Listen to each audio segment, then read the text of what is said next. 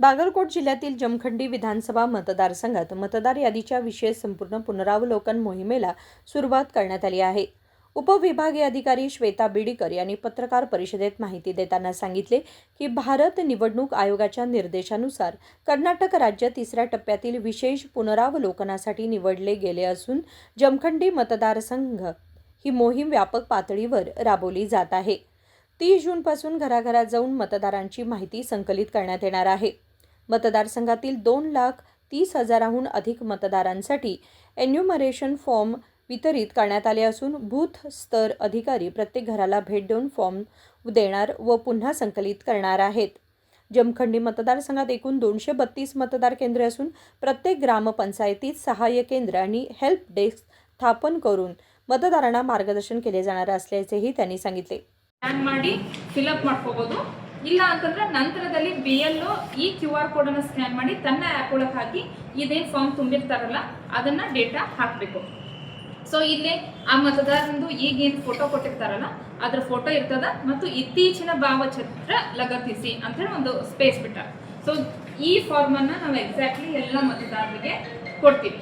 Okay, ಈಗ ಈ ಒಂದು ತಿಂಗಳು ಇರ್ತದ ನಾವು ನಮ್ಮ BLOಗಳಿಗೆ ಗೈಡ್ ಮಾಡ್ತೀವಿ ಯಾವ ರೀತಿ ತುಂಬಬೇಕು ಅಂತ ಹೇಳಿ. ಇಲ್ಲ ಅಂದ್ರೂ BLO ಹೇಳ್ತಾರ, ಇಲ್ಲ ಅಂದ್ರೂ ಪ್ರತಿ ಗ್ರಾಮ ಪಂಚಾಯತಿ ಒಳಗೂ ಹೆಲ್ಪ್ ಡೆಸ್ಕ್ ಅನ್ನ ಇಟ್ಟಿರ್ತೀವಿ. ಪ್ರತಿ ಗ್ರಾಮಗಳಲ್ಲಿ ಒಂದೊಂದು ಅಂದ್ರೆ ಗ್ರಾಮ ಪಂಚಾಯತಿ ಹೆಡ್ ಕ್ವಾರ್ಟರ್ ಅಲ್ಲಿ ನಾವು ಫೆಸಿಲಿಟಿ ಸೆಂಟರ್ ಅನ್ನ ಇಟ್ಟಿರ್ತೀವಿ. ಪ್ರತಿ ಗ್ರಾಮಗಳಲ್ಲಿ ಹೆಲ್ಪ್ ಡೆಸ್ಕ್ ಅನ್ನ ಇಡ್ತೀವಿ. ದಯವಿಟ್ಟು ಈ ಕೆಲಸದಲ್ಲಿ ವಾಲಂಟಿಯರ್ ಆಗಿ ಯಾರಾದರೂ ಹುಡುಗರು ನಾವು ಸಾರ್ವಜನಿಕರಿಗೆ ಮತದಾರರಿಗೆ ಈ ವಿಷಯವನ್ನ ತಿಳುವಳಿಕೆ ಮಾಡಬೇಕು, ಈ ಫಾರ್ಮ್ ಅನ್ನ ಭರ್ತಿ ಮಾಡೋದಕ್ಕೆ ಮತದಾರರಿಗೆ ಹೆಲ್ಪ್ ಮಾಡ್ತೀವಿ ಅಂತ ಹೇಳಿ ಇರ್ರೆಸ್ಪೆಕ್ಟಿವ್ ಆಫ್ ಪಾರ್ಟೀಸ್, ರಾಜಕೀಯ ಪಕ್ಷಗಳನ್ನ ಹೊರತುಪಡಿಸಿ ಯಾರಾದರೂ ಮುಂದೆ ಬಂದ್ರೆ ಅವರಿಗೆ ನಾವು ಅವಕಾಶ ಕೊಡ್ತೀವಿ, ಅದು ಸಮಸ್ಯೆ ಇಲ್ಲ. ಬೂತ್ ಲೆವೆಲ್ ಏಜೆಂಟ್ಗಳು ಸಹ ಈ ಫಾರ್ಮ್ಗಳನ್ನ ಗೈಡ್ ಮಾಡ್ಬೋದು. ನಮ್ಮ ಮತದಾರರಿಗೆ ಯಾವ ರೀತಿ ತುಂಬಬೇಕು ಅಂತ ಹೇಳಿ ಗೈಡ್ ಮಾಡ್ಬೋದು. ಓಕೆ, ಸೊ ಅಂದ್ರೆ ಯಾಕಂದ್ರೆ ನಮ್ಮ ಸಿಟಿ ಒಳಗೆ ನಾವು ಮ್ಯಾನೇಜ್ ಮಾಡ್ಬೋದು, ಸಾರ್ವಜನಿಕರಿಗೆ ಗೊತ್ತಾಗ್ತದೆ. ಹೊರಗಿರುವಂಥ ಹಳ್ಳಿಗಳಲ್ಲಿರುವಂಥವ್ರಿಗೆ ಒಂದು ಸ್ವಲ್ಪ ನಾವೆಲ್ಲರೂ ಹೇಳಿದಾಗಲೇ ಅವ್ರಿಗೆ ಮಾಹಿತಿ ಸಿಗ್ತದೆ. ಬೂತ್ ಲೆವೆಲ್ ಆಫೀಸರ್ನು ಮಾಹಿತಿ ಕೊಡ್ತಾರೆ. ನಾವು ಈ ರೀತಿ ಫೆಸಿಲಿಟಿ ಸೆಂಟರ್ ಅನ್ನ ನೇಮಕ ಮಾಡಿ ಯಾವುದೇ ಕಾರಣಕ್ಕೂ ಮತದಾರರಿಗೆ ಅನಾನುಕೂಲ ಆಗ್ಲಾರ್ದಂಗೆ ಮಾಹಿತಿ ತುಂಬೋದಕ್ಕೆ ಅನುಕೂಲ ಆಗೋ ಥರ ನಾವು ಪ್ಲಾನ್ ಮಾಡ್ಲಿಕ್ಕತ್ತೀವಿ. ಎಕ್ಸಿಕ್ಯೂಟ್ ಆದಾಗ ಸಮಸ್ಯೆಗಳು ಬಂದಾಗ ಕಾಲಕ್ಕೆ ತಕ್ಕಂತೆ ನಾವು ಅವನ್ನ ಸರಿಪಡಿಸ್ಕೊಂಡು ಮತ್ತೆ ಮುಂದುವರಿತೇವೆ. ಸೊ ಈಗ ಬೂತ್ ಲೆವೆಲ್ ಆಫೀಸರ್ ಈ ಫಾರ್ಮ್ ಅನ್ನ ಕೊಟ್ಟಾಗ ನಮ್ಮ ಮತದಾರ ಯಾವ ರೀತಿ ಫಾರ್ಮ್ ಅನ್ನ ಫಿಲ್ಅಪ್ ಮಾಡಬೇಕು ಅಂತಂದ್ರೆ ಇಲ್ಲಿ ಮೇಲೆ ನನ್ನ ಹೆಸರು ಪೂರ್ತಿ ಬರ್ದಿರ್ತದ.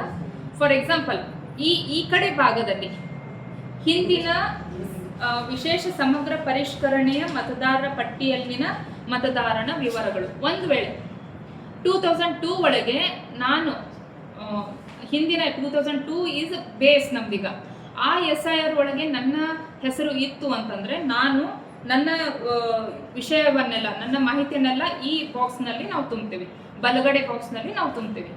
ಒಂದ್ ವೇಳೆ 2002ರಲ್ಲಿ ನಾನಿನ್ನು ವೋಟರ್ ಇರಲ್ಲ, ನನ್ನ ತಂದೆನೋ ನಮ್ಮ ಅಜ್ಜನೋ ನಮ್ಮ ರಿಲೇಟಿವ್ಸ್ ಯಾರೋ ವೋಟರ್ಸ್ ಇರ್ತಾರೆ, ಅಂತಹ ಮಾಹಿತಿಯನ್ನ ನಾವು ಎಡಗಡೆ ಭಾಗದಲ್ಲಿರುವಂತಹ ಅಂತಹ ವೋಟರ್ಸ್ ಅಂತಹ ಮತದಾರರು ಯಾರಿದ್ದಾರೋ ಅವರು ಎಡಗಡೆ ಭಾಗದಲ್ಲಿರುವಂತಹ ಬಾಕ್ಸ್ ಅನ್ನ ತುಂಬಬೇಕಾಗ್ತದೆ. ಓಕೆ, ಸೊ ಇಲ್ಲಿ ಹಿಂದಿನ ವಿಶೇಷ ಸಮಗ್ರ ಪರಿಷ್ಕರಣೆ ಮತದಾರ ಪಟ್ಟಿಯಲ್ಲಿ ಮತದಾರರ ವಿವರಗಳು. ಫಾರ್ ಎಕ್ಸಾಂಪಲ್ SIR ಒಳಗೆ ಮ್ಯಾಕ್ಸಿಮಮ್ ಇಲ್ಲಿರುವಂತಹ ಯಾರು ಇರೋದಿಲ್ಲ ಅಂತ ಅನ್ಕೊಂತೀನಿ ನಾನು. 2002 ಒಳಗಂತಂದ್ರೆ ನಮ್ಮ ತಂದೆ ಹಿರಿಯರು ಯಾರಿದ್ದಾರೋ ಮೋರ್ ದೆನ್ 40-50 ಏಜ್ ಆದವ್ರು ಯಾರ್ಯಾರು ಇದ್ದಾರೋ ಅವ್ರದ್ದೆಲ್ಲರೂ 2002 ಇಡೀ ರಾಜ್ಯಾದ್ಯಂತ ಎಲ್ಲೇ ಇದ್ರು ಕನ್ಸಿಡರ್ ಮಾಡ್ಬೋದು. ಕಾನ್ಸ್ಟಿಟ್ಯುನ್ಸಿ ಅಷ್ಟೇ ಕನ್ಸಿಡರ್ ಮಾಡೋದಿಲ್ಲ, ಇಡೀ ರಾಜ್ಯಾದ್ಯಂತ. ಫಾರ್ ಎಕ್ಸಾಂಪಲ್ ಈಗ ಇತ್ತೀಚೆಗೆ ಇಲ್ಲಿಗೆ ಬಂದು ನೆಲೆಸಿ ಇಲ್ಲಿ ಬಂದು ಈ ವೋಟರ್ ID ಒಳಗೆ ಅವ್ರ ಹೆಸರು ತಗೊಂಡಿದ್ದು. ಮುಂಚೆ ಅವರೆಲ್ಲೋ ಕೆಲಸ ಮಾಡ್ತಿದ್ರು, ರಿಟೈರ್ಡ್ ಆಗಿ ಈ ಕಡೆ ಬಂದು ಅವ್ರ ಜೀವನ ಮಾಡ್ಲಿಕ್ಕತ್ತಿದ್ರು ಅಂದ್ರೆ ಅವ್ರದ್ದು ಸಹ ಅಲ್ಲಿರೋದು ಯಾವ ಭಾಗದಲ್ಲಿ ಅವ್ರು ಇದ್ರೋ ಅವರ ವೋಟರ್ ID ನಂಬರ್ ಅನ್ನ ಅವ್ರು ಹೇಳಿದ್ರು ಅಂತಂದ್ರೆ ಅದು ಫೆಚ್ ಆಗ್ತದೆ ಆಟೋಮೆಟಿಕ್ಲಿ. ಯಾಕಂದ್ರೆ ಈಗ ನಾವು 2002ರ ವೋಟರ್ ಲಿಸ್ಟ್ ಅನ್ನ ಈಗಿನ ಅದರ ಜೊತೆಗೆ ನಾವು ಆಲ್ರೆಡಿ ಮ್ಯಾಪಿಂಗ್ ಮಾಡಿವಿ ಎಲ್ಲ ವೋಟರ್ಸ್ ಅನ್ನ. ಸುಮಾರು 99% ವೋಟರ್ಸ್ ಇದ್ದಾರಲ್ಲ ಅವ್ರದ್ದೆಲ್ಲರದು ಮ್ಯಾಪಿಂಗ್ ಮಾಡಿ ನಮ್ಗೆಲ್ಲರೂ ಸಿಕ್ಕಾರ. ಸುಮಾರು ಹಾರ್ಡ್ಲಿ ಒಂದು 1500 ಜನ ವೋಟರ್ಸ್ ಹಳೆ 2002ರ ವೋಟರ್ಸ್ ಜೊತೆಗೆ ನಮಗೆ ಮ್ಯಾಪ್ ಮಾಡೋದಕ್ಕೆ ಆಗ್ತಾ ಇಲ್ಲ. ಓಕೆ, ಸೊ ಇಲ್ಲಿ ಅಂತವರು ಹಾಕಬೇಕು. ನೆಕ್ಸ್ಟ್ ಫಾರ್ ಎಕ್ಸಾಂಪಲ್ ನಾನಿದ್ದೇನೆ ಅಂತಂದ್ರೆ ನನ್ನ ದಾಖಲೆಗಳನ್ನ, ನನ್ನ ತಂದೆಯ ದಾಖಲೆಯನ್ನು ಆಧರಿಸಿ ನಾನಿಲ್ಲಿ ಫಾರ್ಮ್ ಅನ್ನ ತುಂಬ್ತೀನಿ. ಅಂದ್ರೆ 2002ರಲ್ಲಿ ನನ್ನ ತಂದೆ ಇದ್ರು, ಅವರ ಏನು ವೋಟರ್ ಲಿಸ್ಟ್ ಅದಲ್ಲ, ವೋಟರ್ ನಂಬರ್ ಅದನ್ನ ಹಾಕಿ ಅವರು ಯಾರ ಜೊತೆಗೆ ಮ್ಯಾಪ್ ಆಗಿರೋ, ಅಂದ್ರೆ ಅವ್ರ ತಾಯಿನೋ ಅವ್ರ ತಂದೆನೋ, ಅದು BLO ಆ್ಯಪ್ ಒಳಗೆ ಬರ್ತದೆ ಆಟೋಮೆಟಿಕ್ಲಿ, ಅದು ನಮಗೆ ಮಾಹಿತಿ ಸಿಗ್ತದೆ, ಅದನ್ನ ತುಂಬಬೇಕು. ಸೊ ಅದ್ರ ನಂತರ ಇಲ್ಲಿ ಕೆಳಗಿಂದು ನಮಗೆ ಮತದಾರರಿಗೆ ತೊಂದರೆ ಆಗೋದಂದ್ರೆ ನಾನು ಇಲ್ಲಿ ತುಂಬಬೇಕು ಅಂತ ಹೇಳಿ. ಸೊ ನಾನು ಕೇಳ್ಕೊಳ್ಳೋದೇನು ಮತದಾರರೆಲ್ಲರಿಗೂ ಅಂತಂದ್ರೆ 2002ನಲ್ಲಿ ನಿಮ್ಮ ಹೆಸರು ಇರ್ತಿರೋದು ಖಚಿತ ಆಗಿತ್ತು ಅಂತಂದ್ರೆ ಬಲಗಡೆ ಭಾಗ ತುಂಬೋದು. 2002 ಅಲ್ಲಿ ನಿಮ್ಮ ತಂದೆ ತಾಯಿ, ನಿಮ್ಮ ಅಜ್ಜಂದಿರು, ನಿಮ್ಮ ಚಿಕ್ಕಪ್ಪಂದಿರು, ಯಾವುದೇ ರಿಲೇಷನ್ ಇರಲಿ, ಅವರು ಮತದಾರರ ಯಾದಿ ಒಳಗಿದ್ರು ಅಂತಂದ್ರೆ ಅವರೆಲ್ಲರೂ ಈ ಭಾಗ ಬಲಗಡೆ ಭಾಗನ ತುಂಬೋದು, ಎಡಗಡೆ ಭಾಗನ ತುಂಬೋದು. ಸೊ ಇಷ್ಟು. ಇದಾದ್ಮೇಲೆ ಕೆಳಗಿನ ಮಾಹಿತಿ ಏನದಲ್ಲ, ಈ ಪೂರ್ತಿ ಯಾರಿದ್ದಾರೋ ಅವ್ರದ್ದು ಮಾಹಿತಿ ಕೇಳ್ತಾರೆ ಅವರು. ಜನ್ಮ ದಿನಾಂಕ, ಆಧಾರ್ ಸಂಖ್ಯೆ, ಅದು ಆಧಾರ್ ಸಂಖ್ಯೆ ಇತ್ತು ಅಂದ್ರೆ ಅಷ್ಟೇ. ಮೊಬೈಲ್ ಸಂಖ್ಯೆ, ನಮ್ಮ ತಂದೆ ತಾಯಿ ಪೋಷಕರ ಹೆಸರು, ತಂದೆ ತಾಯಿ ಗುರುತಿನ ಚೀಟಿ ಒಂದ್ ವೇಳೆ ಇತ್ತು ಅಂತಂದ್ರೆ ಅಷ್ಟೇ. ತಾಯಿ ಹೆಸರು, ತಾಯಿ ಗುರುತಿನ ಚೀಟಿ, ಸಂಗಾತಿ ಸ್ಪೌಸ್ ಅಂದ್ರೆ ಗಂಡ ಹೆಂಡತಿ ಹೆಸರು, ಆ ಡೀಟೇಲ್ಸ್ ಕೇಳ್ತಾರೆ. ಅದಾದ್ಮೇಲೆ ಇಲ್ಲೇ ಸಹಿ ಮಾಡ್ಬೇಕಾಗ್ತದೆ, ಪ್ರತಿಯೊಬ್ಬ ಮತದಾರನು ಸಹಿ ಮಾಡ್ಬೇಕಾಗ್ತದ. ಇಲ್ಲ ಅಂತಂದ್ರೆ ಮತದಾರರ ಸಹಿ, ಎಡಗೈ ಹೆಬ್ಬೆರಳಿನ ಗುರುತು ಅಥವಾ ಕುಟುಂಬದ ಯಾವುದೇ ವಯಸ್ಕ ಸದಸ್ಯರ ಸಹಿ ಅಂತ 4 ಜನ ಇದ್ದೀವಿ ಅಂತಂದ್ರೆ ಎಲ್ಲರದು ಸೇರಿ ಒಬ್ರು ಹೆಡ್ ಆಫ್ ದಿ ಫ್ಯಾಮಿಲಿ ಯಾರಿದ್ದಾರೋ, ತಿಳುವಳಿಕೆ ಇರೋರು, 18+ ಆದವರು, ಅಡಲ್ಟ್ ಯಾರಿದ್ದಾರೋ ಅವ್ರು ಬರೀತಾರ, ಅವರೇ ಸಹಿ ಮಾಡಿ ಇದನ್ನ ಕಡ್ಡಾಯವಾಗಿ ಕಂಪಲ್ಸರಿ BLO ಬೂತ್ ಲೆವೆಲ್ ಆಫೀಸರ್ಗೆನೆ ಕೊಡತಕ್ಕದ್ದು.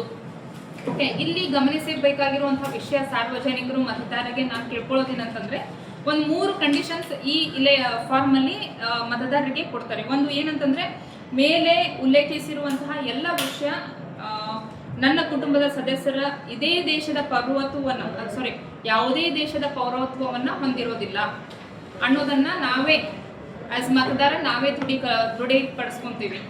ಬೇರೆ ಯಾವುದು ಅಮೇರಿಕಾ ಅಲ್ಲಿ ಹೋಗಿ ಎಜುಕೇಶನ್ ಮಾಡಿ ಮತ್ತೆ ವಾಪಸ್ ಇಲ್ಲಿಗೆ ಬಂದಿರೋರು ಇರಬಹುದು, ಅಥವಾ ಅಲ್ಲೇನೆ ಇದ್ದವರು ಇದನ್ನ ತುಂಬೋಂಗಿಲ್ಲ, ಅಲ್ಲೇ ಪೌರತ್ವವನ್ನು ಪಡೆದವರು ತುಂಬೋಂಗಿಲ್ಲ ಅನ್ನೋದನ್ನ ದೃಢೀಕರಣ ಮಾಡುವುದು. ಎರಡನೇದು, ನಾನು ಮತದಾರ ಪಟ್ಟಿಯಲ್ಲಿ ಸೇರ್ಪಡೆಗಾಗಿ ಅರ್ಜಿ ಸಲ್ಲಿಸುತ್ತಿದ್ದು ಮೇಲ್ಕಂಡ ಹೆಸರು ನಾನೇನೇನು ಡೀಟೇಲ್ಸ್ ಕೊಟ್ಟಿನಲ್ಲ ಅದೆಲ್ಲ 100% ಕರೆಕ್ಟ್ ಇರ್ತದ, ವಿಧಾನಸಭಾ ಕ್ಷೇತ್ರ ಕರೆಕ್ಟ್ ಇರ್ತದ. ಆದ್ರೆ ಯಾವುದೇ ಕಾರಣಕ್ಕೂ ಈ ಕಾನ್ಸ್ಟಿಟ್ಯೂನ್ಸಿ ಹೊರತುಪಡಿಸಿ ಮತ್ತೆ ಬೇರೆ ಕಾನ್ಸ್ಟಿಟ್ಯೂನ್ಸಿ ಒಳಗ, ಬೇರೆ ಪೋಲಿಂಗ್ ಸ್ಟೇಷನ್ ಒಳಗೆ ಈ ಹೆಸರು, ನನ್ನ ಹೆಸರು ಮತ್ತೆ ಬೇರೆ ಕಡೆ ಇಲ್ಲ ಅನ್ನೋದನ್ನ ನಾನು ದೃಢೀಪಡಿಸ್ಕೊಂತೇನೆ ಅಂತ ಮತದಾರ ಸೆಲ್ಫ್ ಡಿಕ್ಲೇರ್ ಮಾಡ್ಕೊಳ್ಳೋದಿದ್ದು.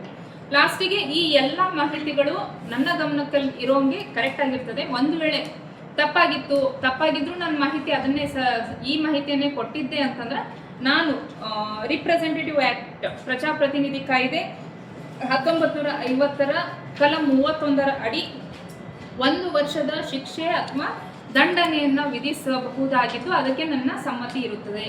ಅಂದ್ರೆ ಇಲ್ಲಿ ಆಸ್ ಮತದಾರರ ನೋಂದಣಾಧಿಕಾರಿಯಾಗಿ ಮಾಧ್ಯಮ ಮಿತ್ರರು ನೀವೆಲ್ಲರಿಗೂ, ಅಂದ್ರೆ ದೇಶದಲ್ಲಿ ನಮ್ಗೆಲ್ಲರಿಗೂ ನಮ್ಮದೇ ಆದಂತಹ ಜವಾಬ್ದಾರಿಗಳಿದಾವೆ, ಕಾರ್ಯಾಂಗ, ಶಾಸಕಾಂಗ, ನ್ಯಾಯಾಂಗ ಮತ್ತು ಪತ್ರಿಕಾ ಮಾಧ್ಯಮ. ಹಾಗೆ ಪ್ರತಿಯೊಬ್ಬ ಮತದಾರನಿಗೂ ತನ್ನದೇ ಆದಂತಹ ಜವಾಬ್ದಾರಿ ಇರ್ತದೆ. ತಾನು ನೀಡುವಂತಹ ಮಾಹಿತಿ ಏನದಲ್ಲ ಅದು 100% ಕರೆಕ್ಟ್ ಅದ ಅಂತ ಹೇಳಿ ಆ ಮಾಹಿತಿಗೆ ಅವನು ಜವಾಬ್ದಾರಿ ಇದ್ದೀನಿ ಅಂತ ಹೇಳಿ ಮಾಹಿತಿಯನ್ನ ಸಹಿ ಮಾಡಿ ಕೊಡಬೇಕು.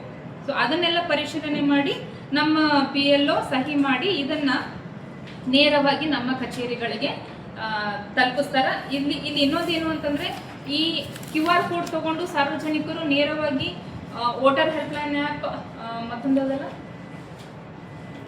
VHA, ಮತ್ತೊಂದು ಇನ್ನೊಂದದ್ರಿ ವೋಟರ್ ಹೆಲ್ಪ್ಲೈನ್ ಆ್ಯಪ್ ಒಳಗೂ ಅವರು ಹಾಕ್ಬೋದು, ಎನ್ಯುಮರೇಷನ್ ಫಾರ್ಮ್ ಅನ್ನ ಅಪ್ಲೋಡ್ ಮಾಡಿ, NVSP ಅದ್ರೊಳಗೂ ಸಹ ಅವರು ಮಾಹಿತಿಯನ್ನ ಹಾಕ್ಬೋದು.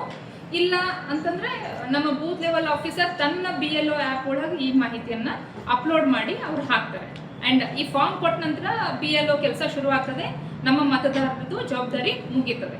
यावेळी तालुका प्रशासनातील विविध विभागांचे अधिकारी उपस्थित होते. उदय होसमनी, KMM मराठी, जमखंडी.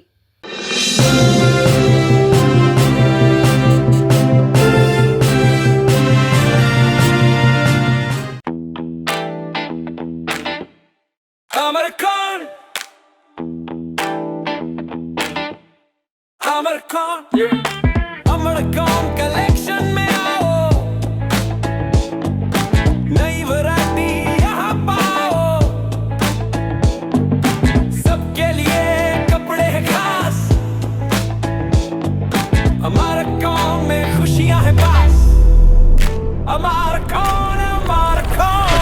अमरकॉन कलेक्शन, खड़े बाजार, बेलगाम।